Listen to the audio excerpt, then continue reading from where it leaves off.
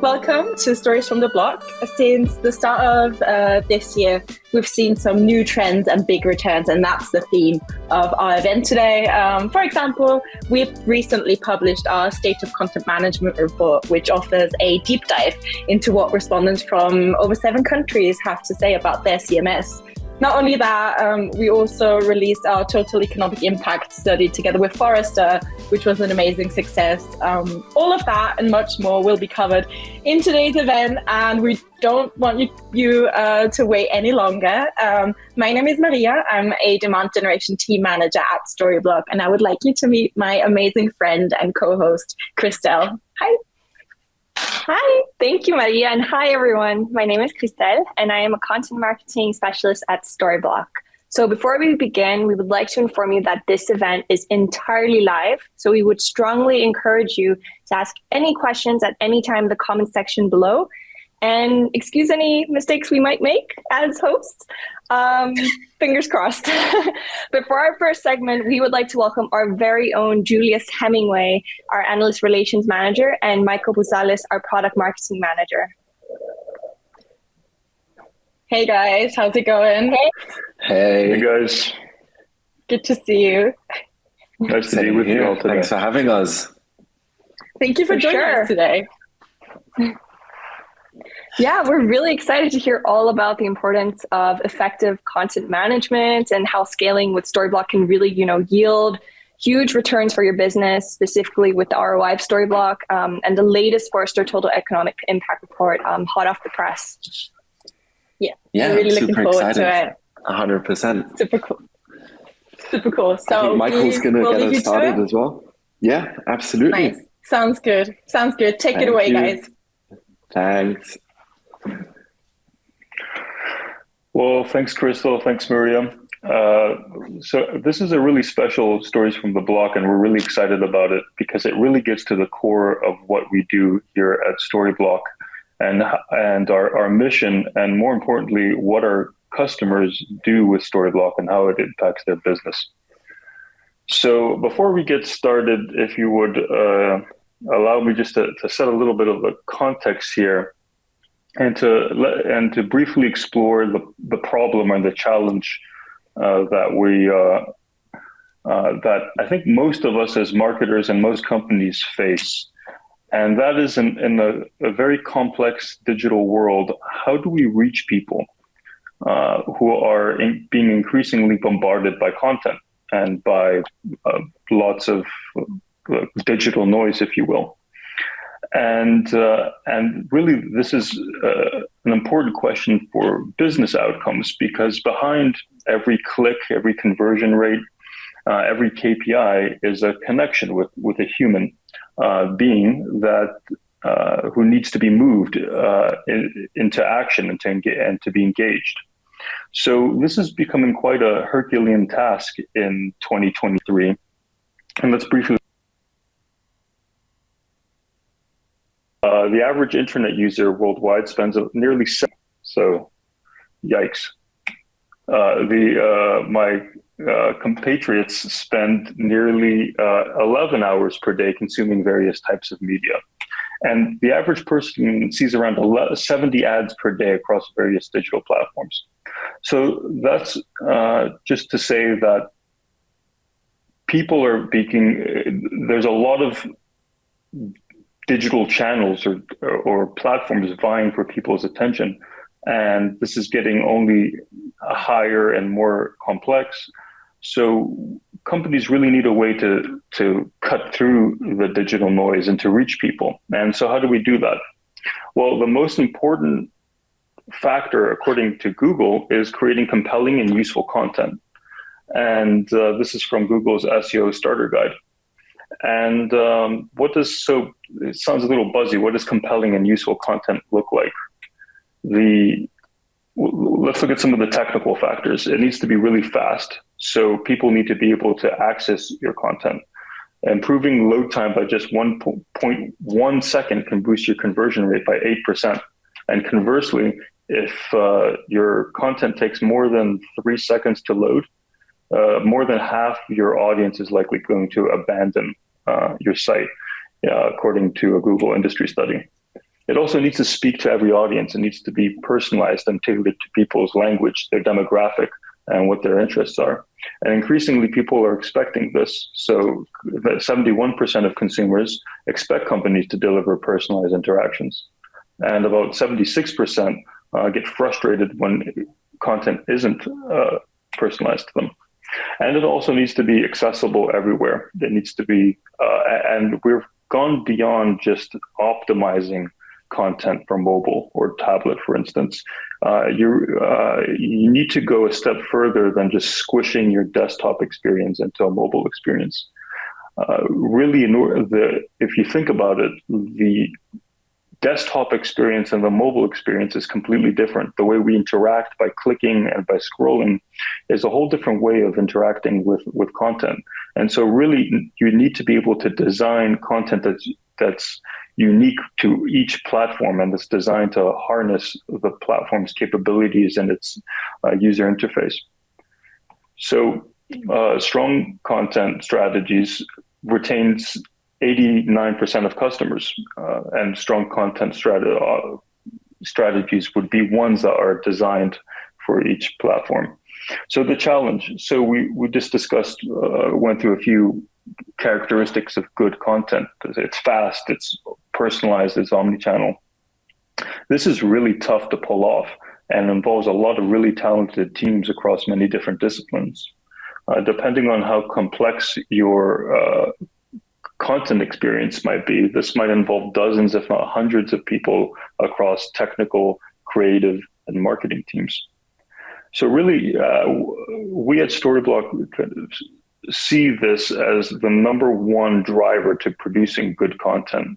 And that by empowering your teams, each team at every stage of the content creation cycle, you can really get a significant business advantage by not only delivering great content, but as Julius will see, but even further than that, that it affects your actual business bottom line. The problem is that only 11 companies have cross-functional teams that can execute personalization campaigns across every channel. I got this from a recent study from the State of Personalization study. But I think it really rings true that we take these things for granted, that we even have the technology and the processes in place to deliver such content. And so at Storyblok, what we've set out to do is to empower teams at each stage of the content creation cycle and the delivery cycle with the tools and processes they need to be able to deliver better content. And for each team, this is different. So for instance, for developers, we help developers need freedom. They need to be able to adapt to a very kind of a fast evolving technological world. So that is why Storyblok is composable and headless, for developers to be able to scale their tech stack and their content operations without limits. For creatives, they have different pain points. They need to be able to work independently without having to rely on developers and tech teams. So for that reason, we are a visual CMS. We have a visual editor. We've added a digital asset manager that's native to our platform, and we've added a array of content operation workflows built right into our visual editor to allow creatives and content teams to publish faster and go to market faster.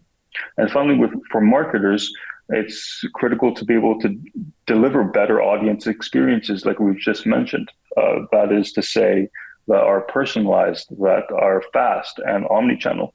And so with our headless CMS and with our API first integrations, all teams are able to integrate with other third-party solutions, increase their performance, and deliver to where their customers are, and depending on which is also changing at a very rapid pace. Now, all of these factors and all of by empowering your teams, you're able to deliver better content and better experiences to your audience. But as we mentioned before, these have a profound effect on your business outcomes as well. And so I'm going to pass it on to my dear colleague, Julius, who is going to speak a little bit about how Storyblok or customers have used all of these capabilities to reach incredible levels of success and to their bottom line. Julius?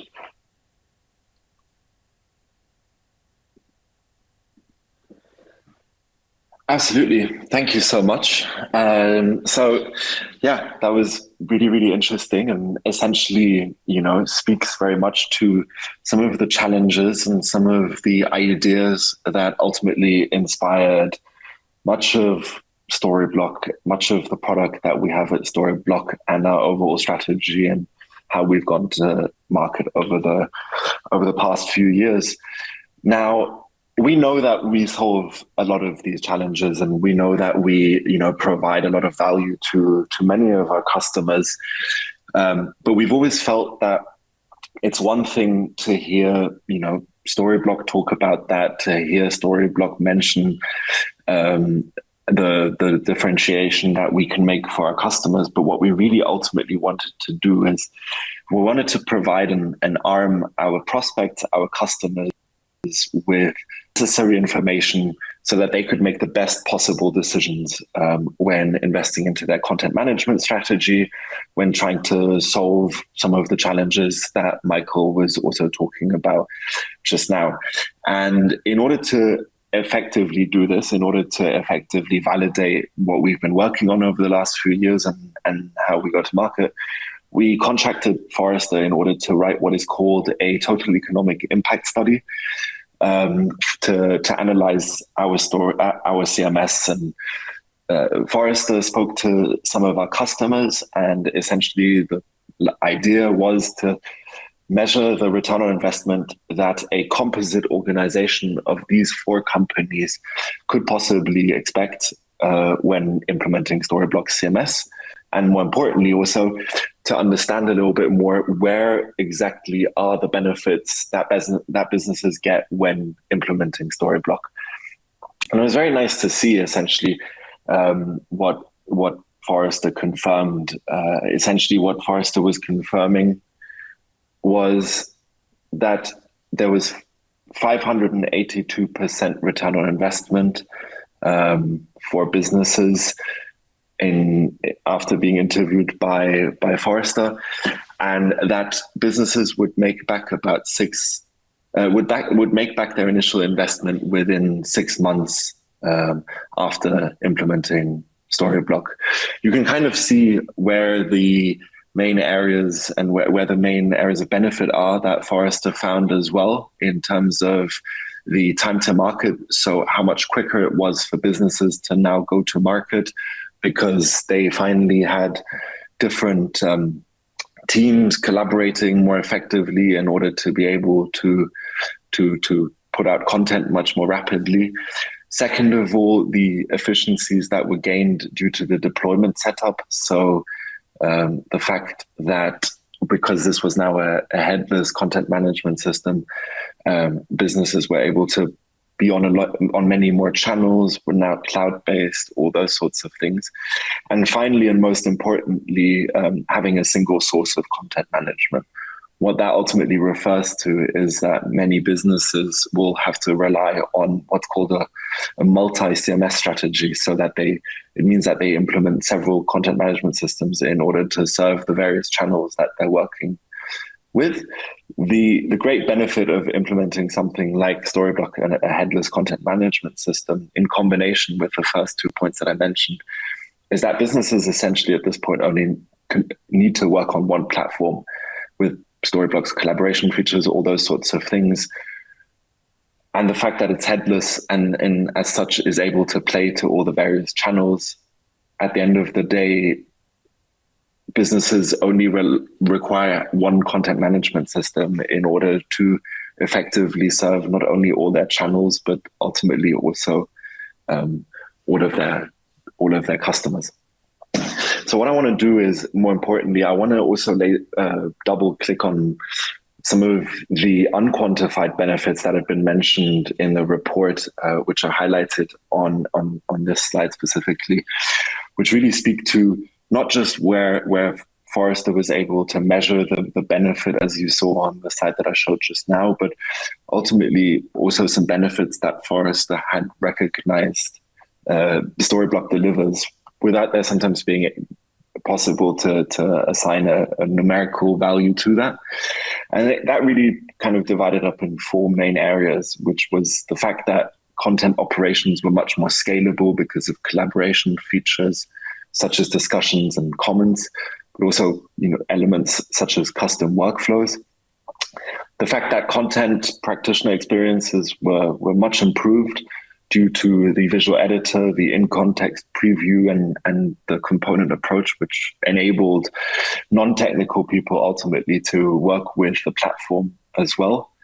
Then ultimately the localization features, such as translation features, and the fact that as a result, businesses were much more able to service their global audiences.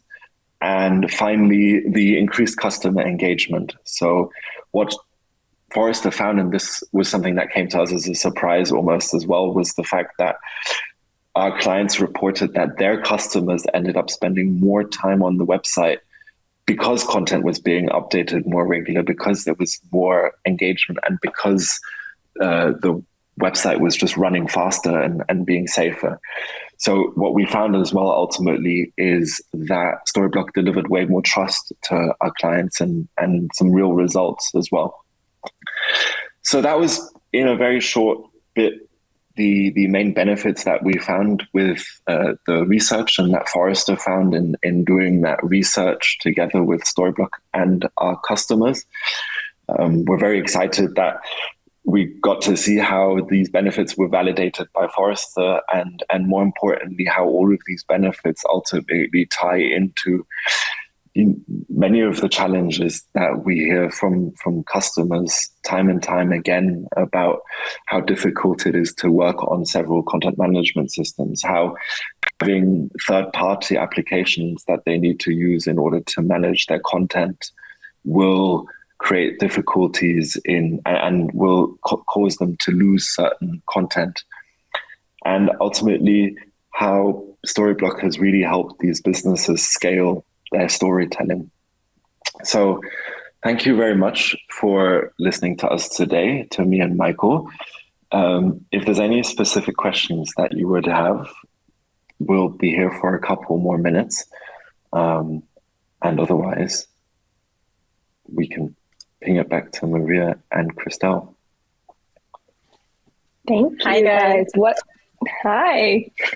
Thanks so much. What an amazing talk to start us off. And yeah, thanks so much. It's incredible to see that customers received a 582% return on investment over the 3 years, and less than 6 month payback for managing and scaling content with Storyblok. So what a great way to propel better customer experiences through scalable content operations. And yeah, thank you so much, Julius and Michael. Pleasure. Thanks, guys. Thank you, guys. Absolutely. Thank you. What you also just saw pop in was a link to download the report. Maybe we can put in the QR code again so you have time to scan it and download the full report on our website. But yeah, well, thank you, Sid. Next up, please bring a warm welcome to our next speaker, who is our very own Gillian Mays, content creator at Storyblok. Gillian is the person, who recently polled and explored 1,600 respondents from 7 countries in how organizations use the content management system. Yeah, hey, Gillian. How are you? Good. Excited to get started.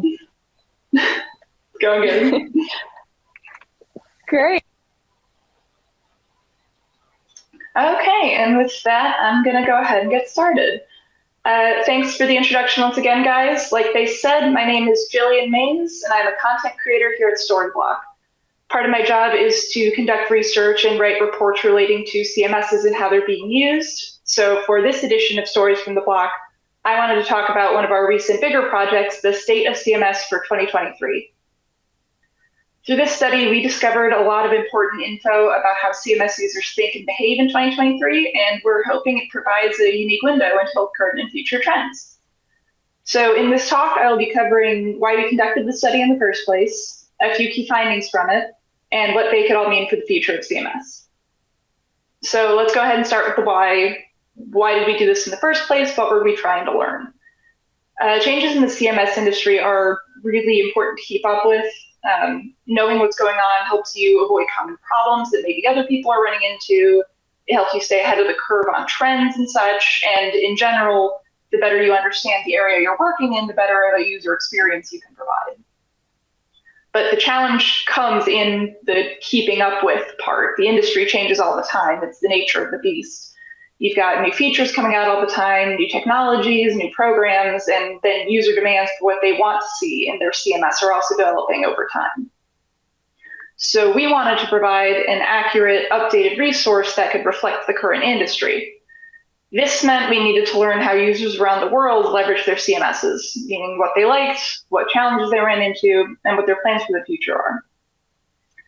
Our methodology for this included polling over 1,600 respondents from across 7 countries. We gathered that data, analyzed it, compiled those results, and then drew conclusions from them. Now, before I get started in earnest, I want to let you know that what you're about to watch is just a taste of what we have found with this study. If you want to get the full report, you can download the free report for the full results or attend a webinar with myself and VP of Marketing Thomas Payham happening on May 3rd. You can scan the QR code right there. Now, with that out of the way, let's go ahead and move on to 3 key findings from the State of CMS 2023. We're going to start with a very basic one to get us started. What type of CMS are respondents using? This is important because it is the very core of your system. It affects all other aspects of how you're using it. It impacts the rest of your content. The options here, as you can see, were monolithic, headless, or other. Other includes page builders, web apps, custom CMSs, anything that doesn't neatly fall into the headless or monolithic category. As you can see from the results up here, 48% of people were using monolithic CMS, 16% were using other, and 36% were using headless. For technology that is still relatively new, it is a pretty impressive statistic to be sitting at 36% of the entire sample using headless. This is also if you compare it to 2022's results. Compared to 2022, 1% more people are using headless and 2% less are using monolithic. This shows that more people are using headless and less people are using monolithic, of course. And even if you want to consider that those small percentage differences from 2022 aren't too significant, at very least, we're still in a holding pattern of people maintaining their interest in headless, which is a positive sign. Okay, and with that, let's go ahead and move on to our second point and our next slide. How many people are using multiple CMSs and why? So we touched on this a little bit in the last speakers, but the use of multiple CMSs isn't uncommon, and unfortunately, it does bring some problems. If your platforms aren't connected, you end up with content siloing. Your data is going to be isolated to individual platforms. It can't easily be shared. You can't do as much with it as you might want to. You're left without any kind of centralized management, and it leads to unnecessarily complicated admin on the back end for everyone involved. Basically, with multiple CMSs, you're trying to take separate, distinct moving parts and make them operate as one without that connective tissue that would really make that make sense. This leads to inconsistent content delivery across channels and inefficiency behind the scenes. Despite this, as you can see from this graph, a really surprising 57% of the samples still said they used 2 or more CMSs. So that made us wonder, with all those downsides that come attached to it, what could possibly be the motivator? So we asked what the top 3 reasons were, and spoiler alert, they all tie into monolithic usage. So let's take a look at the next slide. The most commonly cited reason up there was to minimize delivery risk. This could be the result of having backups or trying to reach multiple front ends with multiple systems. Basically, people are wanting assurance of data that multiple single CMSs aren't really able to provide. The second most common answer up there was the need for a new technology stack. monolithic systems are okay for some things. If you have a very simple, straightforward setup, that might be all you need. But one thing they are not built to do is adapt. The all-in-one setup makes things only really operate if you don't need that much customization or changing. If you do need to add new technology or programs to a monolithic system, the rigid structure means that doing so is going to be a difficult process. It's probably going to be expensive, and thanks to the fact that it's an all-in-one setup, it could pose a risk to the rest of your technology ecosystem, because an error in one area can bring down the whole system. And that's obviously less than ideal. So instead of dealing with taking one monolithic CMS and modifying it so that it can do what that new technology stack needs it to do, it seems that some users are just adding on an auxiliary CMS. Rather than get involved with modifying an old one, they're just adding on a separate new one. Try and bypass that roadblock a little bit. And then our third most common reason up there was omnichannel capabilities. Omnichannel is simply essential to modern marketing these days. People expect it from brands. They want to be able to access your organization whenever, wherever, however they want. If you're not providing that, you are missing out on a lot of opportunities.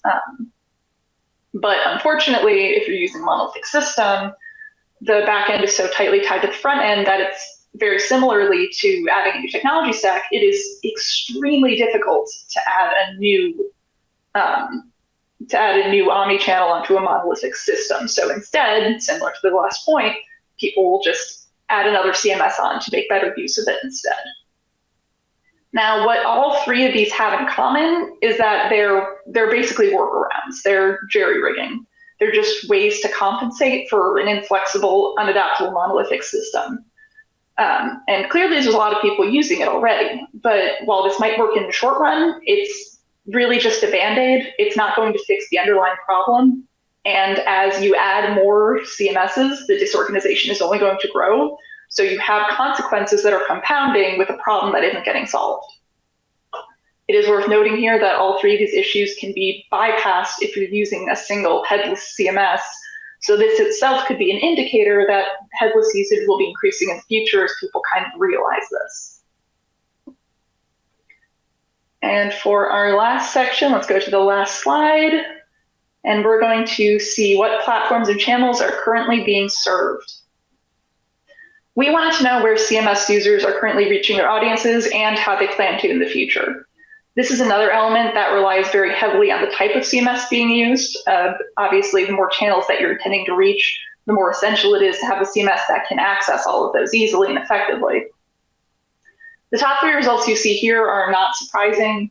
You've got websites, mobile applications, and e-commerce platforms / storefronts in that order. This is not a surprise to anyone, I'm pretty sure. These are very common among users. It doesn't tell us a lot that we don't already know. The more interesting bit is with the rest of the results, the Internet of Things options. These are in less numbers than the top three, but they're still very clearly present in the sample. Their popularity ranking was in this order: in-store digital screens, voice-activated speakers like Alexa, AR and VR, and smartwatches. This snapshot is interesting because it helps reflect some current omnichannel efforts in part right now.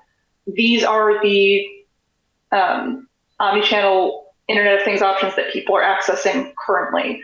There is a definite interest shown in expanding to those less traditional channels, something that goes beyond the website and goes more into technology that is still newer to some people. And then we also took this question and we applied it to future plans, which you can see in the next slide here. And I want to once again focus on the Internet of Things options here. Interestingly, more people were planning on using in-store digital screens and smartwatches than currently do.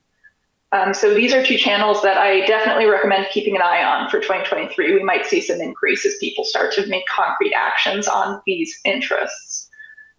In the same vein, you might want to also be paying attention to CMSs that can best support omnichannel, because as interest in omnichannel continues to grow and appreciation for it continues to grow, people are going to be more interested in actually taking advantage of the benefits that it has to offer. Okay, and with that, I can go ahead and wrap things up on my end. The parts of the study that we've covered today suggest a really bright future for Headless. It solves the need for multiple CMSs, It helps users serve increasingly popular platforms, and more users are choosing it than ever before. But once again, we have only just scratched the surface here. There's a lot more to learn. If you want to learn more, you can attend our dedicated webinar where myself and Storyblok VP of Marketing, Thomas Payhen, will be diving into the research details to fully understand the state of CMS in 2023. And the link is right there once again. That is it for my part of Stories from the Block. Thanks for your time, everyone. Back to you, Crystal and Maria. Thank you, Gillian.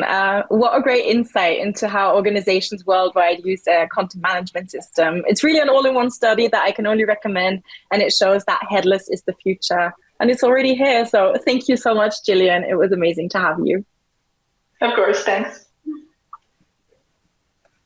Absolutely. Thanks, Gillian. And we at Storyblok strongly believe that headless is the future, and in building the right tool for all teams, giving flexibility and independence to developers, marketers, and content creators alike. It's why making sure you have a future-proof setup and tools to ready you for anything the future has to bring is very important. So the MACH Alliance is just that, advocating for the best of breed enterprise technologies made for the future. We dive in with John Pearson today from our partner agency, Profound. Hi, John. Thanks for being here today with us. Hi there. Hi, everybody. We're excited to explore and find out more about the potential ROI behind making the switch to a MACH adoption. So with that, we'll hand it over to you. Perfect. Okay. I think there's some slides that somebody has control of. If you can bring up the first few. Okay. That's great. So just a quick introduction. My name's John Pearson. I'm a director and co-founder here at Profound. We're an experience design agency based in the UK. We're also a Storyblok partner, and we focus on helping brands and businesses, both retail and B2B, to implement and successfully deploy MACH technologies. That's headless microservices systems. So that's just a brief kind of introduction. If we move to the next slide, just picking up on some of the things that Gillian was highlighting, one thing we've noticed over recent years is this dramatic shift in the way we all consume content these days. It's on multiple channels, it's on multiple devices. We see increasing use of things like, voice and wearables and kiosks and so forth. And this is cutting into a lot of different sectors. So if we go to the next slide, for instance, in the retail arena, where obviously the focus is very much B2C, we see increasing innovation with things like augmented reality and VR. Moving on to the next slide, in the area of B2B, we see manufacturers who are seeking better ways to provide experiences to their B2B clients, be that through specific apps or mobile apps or business portals. Moving on, we also see manufacturers going direct to consumer. So there's this proliferation of channels, this proliferation of devices, and that's the kind of backdrop that we as businesses, brands, and organizations are trying to address in terms of delivering a customer experience. But if you look at the way a lot of businesses, and the statistics held this up as shown a little bit earlier, the way things are moving currently, there's this trend to kind of cling on to the old monolithic world. And if we move to the next slide, I'll just touch a little bit on this. So what we see in the monolithic approach is a kind of historic or traditional view that if you have an all-in-one system, it's going to solve all my problems. And historically, that had its place. But what we see is a shift, moving away from this. But these all-in-one systems have their advantages in as much as potentially there's a lot in there. But they also have a lot of disadvantages, and they're really starting to come home, some of those challenges. The biggest one we see is that it is essentially a single slab of code base where you've got in one place your content, your page templates, your data, your business logic, and you've got the front end and the back end really tightly tied together. Now, if you're looking at this from a cost and an ROI perspective, if we move to the next slide, and you're starting to think about, well, if we change this approach, and we want to try to understand what could be the potential ROI of this change, you need to understand, first of all, what you're dealing with today in order to make the comparison. And in order to make that assessment, you've got to look at your monolithic world and think, well, what is that actually costing us in terms of the license approach? Is there a huge perpetual license that you're paying? What about upgrades? Typically, with these monolithic applications, you have an often not insignificant upgrade project. Not only is that often costly, particularly if you've got lots of customizations, it can also be very disruptive. It can take a long time, and it could delay a lot of your competitive advantage. You've then got the maintenance and hosting. Often you're looking after the infrastructure and trying to deal with all of that. You've got the cost of change over time. I'm going to come back to that point because it's very significant in just a moment. Often you're also typically working with a whole series of modules, but you're underusing a lot of them. We see this a lot, particularly in the CMS space, where clients have perhaps adopted a DXP, a digital experience platform, and the phrase we hear so often is, we're only using 10% of its capability. And often that's because a lot of modules were added in. They're probably suboptimal in terms of the core strength of that system, and so they tend to get underused. Well, that's a lot of wasted money in this context. You've then got the speed to market and the ability to experiment. Is that easy with these monolithic applications? How much design freedom do you have? Or actually, are you tied by the rigid page templates that you're working with?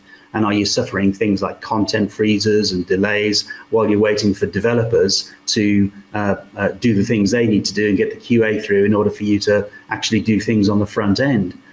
So you've then got to think about, well, how easy is it to launch into all these new channels that people are now adopting? And it was an interesting stat there about the number of CMSs, particularly their proliferation, because people just don't have trust. They feel they have to build something new for each particular channel. If we move on to the next slide, I just want to focus on the cost of change over time, because often if you are doing the maths, you really need to include that total cost of change. So if you think about the applications that you have in place today, think about over the years the time and cost that has been absorbed to do things like add new features, integrate a new application, fix bugs, add new releases, maybe making adjustments to the customer experience, or adding or amending customizations, or even trying to launch into a new channel.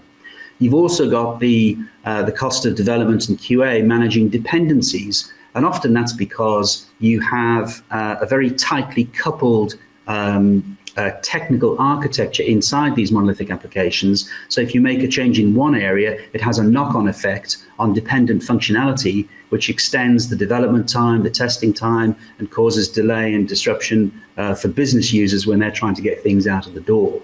So these are all costs that you need to consider when you're making these assessments about bringing in new technologies. If we move to the next slide, just to highlight what MACH is for those who are not aware.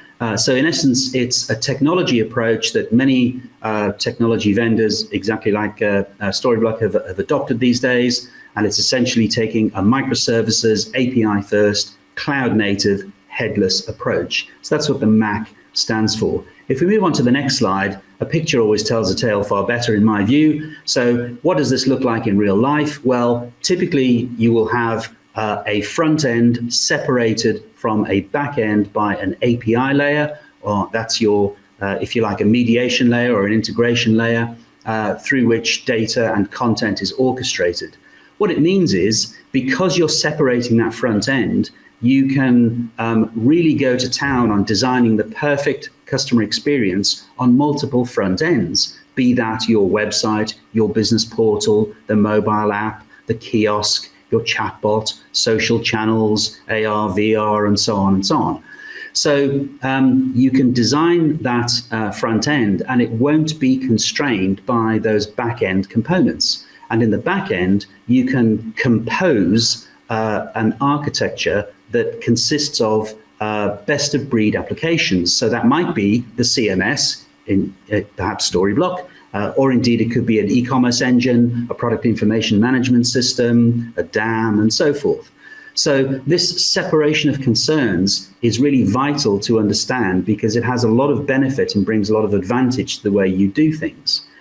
If we move on to the next slide, one of the advantages, just thinking about launching into new channels. So if you remain with that monolith approach, you often have to build an entire application just to enter a specific channel. So you need to build something unique for your mobile app or unique for that business portal. And that becomes a real overhead in the business. If you go the MACH route, you just simply adapt the back-end components that you have to suit the front end.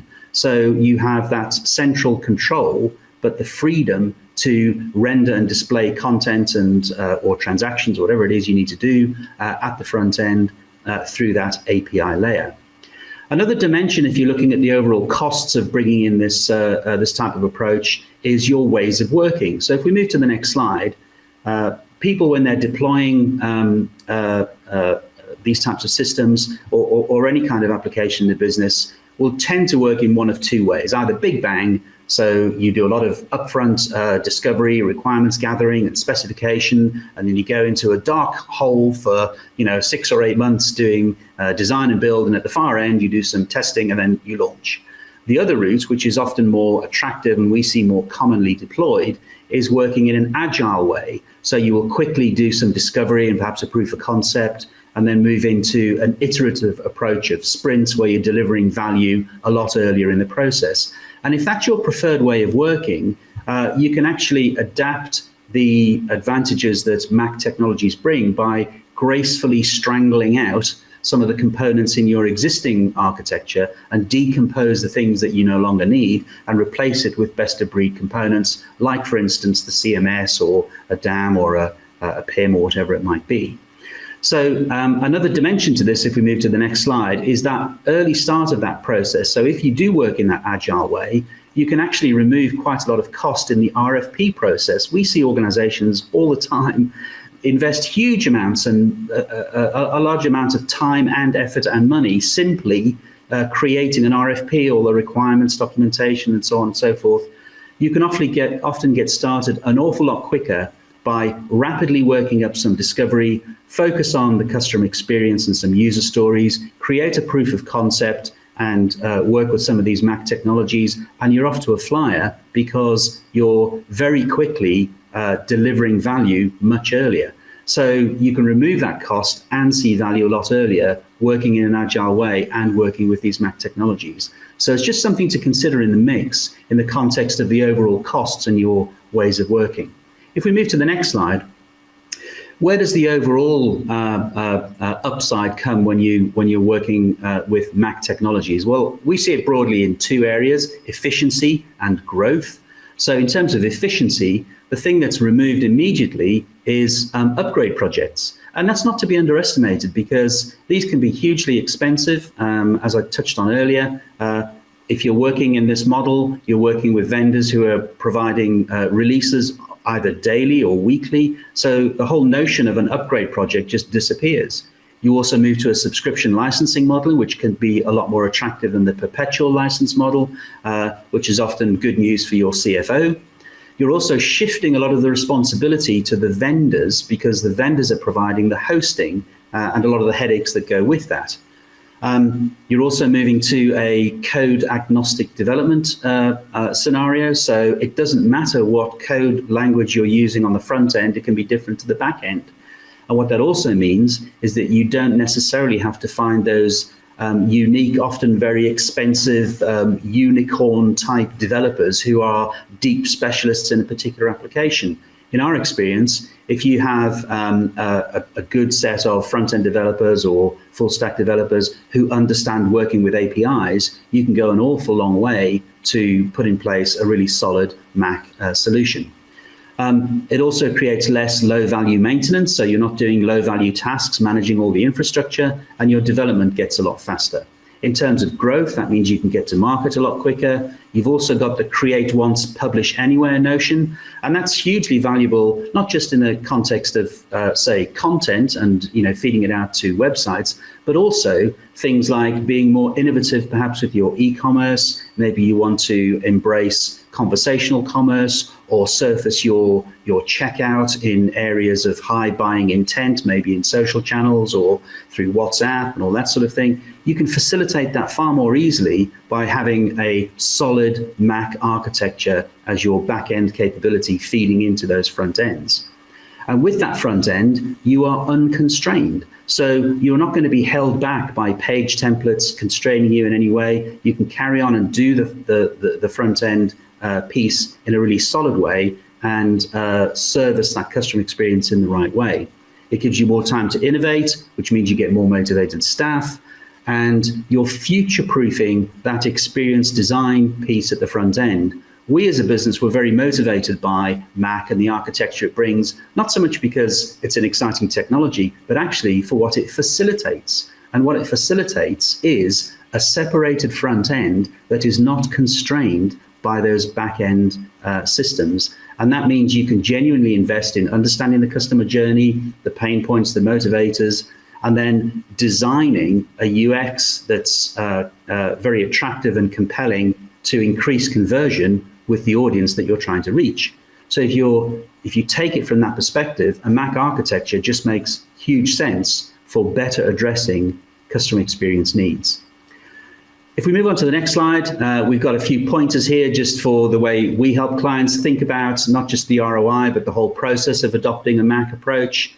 And we like to think of these 7 points, and that's starting with the strategic goals that you're thinking about, the customer experience you want to create, your business user experience. And one thing Storyblok is fantastic at is delivering that business user experience.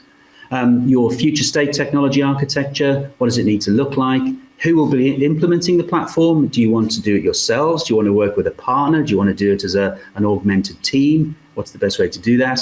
How will you be rolling out the new platform? Will you be doing it in a big bang approach, or do you want to take that slightly more steady as she goes, strangled out approach? There's a number of ways to do it. And then think about the budget that you're able to apply to that, taking into account all of the costs of your current systems and so on. And then finally, just to wrap up, as a business, we like to help people along this journey wherever we can. So on the next slide, you'll see we've got a number of things that we can provide to help. We've got an ebook on adopting the right CMS platform. We've got a free Headless bootcamp, which expands it out to not just the CMS, but thinking about your whole architecture. That's a unique offer for people attending this session. So do get in touch with the team and it'll feed through to us and we're happy to have a conversation. Or if you just need some help thinking about your wider technology selection across the whole MACH architecture, we can help out in that context. But hopefully that's given you a few pointers about the adoption of MACH technologies, what we see in the marketplace in terms of its usage, but of the costs and perspectives associated with that. So hopefully that's helpful, and I'll hand back to the team. Thank you, John. That was awesome. If our audience would like to learn more and reach you and Profound, what would be the best way of getting in touch? Well, either email anyone from this invite and it'll find its way to me, or reach me. Amazing. Awesome. Thank you so much, John. And thank you for joining us. Thanks, John. And there you have it. We have reached the end of our Stories from the Blok webinar today. And it was an absolute delight to have you on with us. And we hope you enjoyed your time with us today. Be sure to check out our website for future editions of Stories from the Blok, as well as many more amazing webinars we are hosting in the coming weeks. There's even a ticket giveaway happening in next week's sneak peek that you can see here about the OMR Festival, and you definitely don't want to miss that.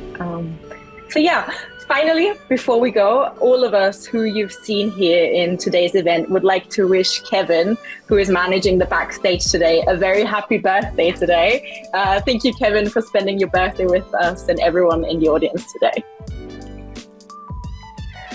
Great, and happy birthday, Kevin. Until next time, take care, and thanks for joining us. Bye now. Thanks, everyone. Bye. Bye.